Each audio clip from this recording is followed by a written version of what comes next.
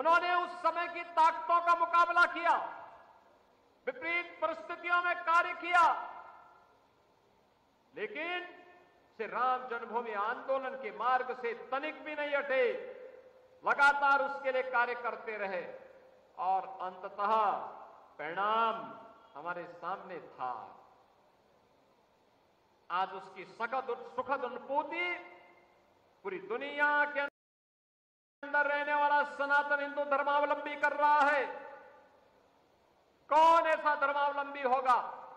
दुनिया का सनातन धर्मावलंबी होगा या दुनिया की दमित और वंचित जातियां होंगी जिन्होंने अयोध्या में रामलला के भव्य मंदिर के लोकार्पण कार्यक्रम में जब प्रधानमंत्री मोदी जी के नेतृत्व में 22 जनवरी 2024 को 5 सदी के इंतजार को समाप्त करते हुए रामलला का विराजमान हुआ, तो न केवल भारत के अंदर बल्कि पूरी दुनिया के अंदर जश्न का माहौल था। सब लोगों के मुंह में था कि जहां भी दुनिया के अंदर दमित और शोषित जातियां होंगी, मानवता का जहां भी दमन हुआ है, श्री राम जन्मभूमि पर प्रभु राम के भव्य मंदिर का निर्माण उन लोगों के लिए आशा की किरण है।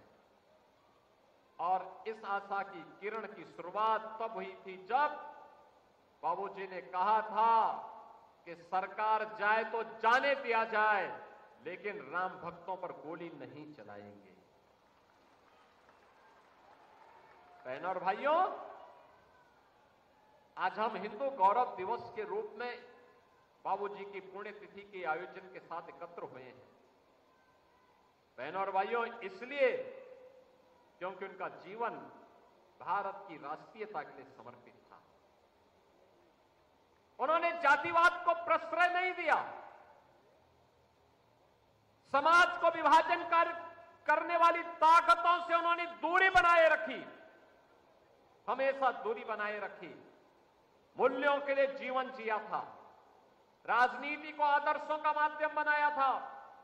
राजनीति उनके लिए सत्ता और भोग का माध्यम नहीं बना था, राजनीति उनके लिए सौदेबाजी का जरिया नहीं बना था, राजनीति उनके लिए कथित अपने स्वार्थों की पूर्ति का माध्यम कभी नहीं बन पाया।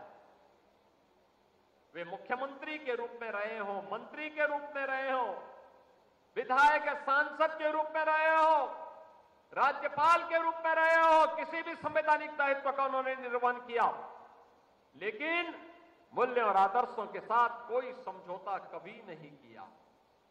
लगातार कार्य करते रहे।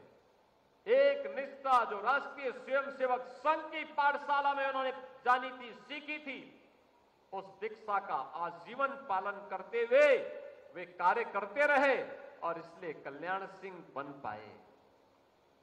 इसलिए कोटि कोटि कार्यकर्ताओं के विश्वास के प्रतीक बन पाए।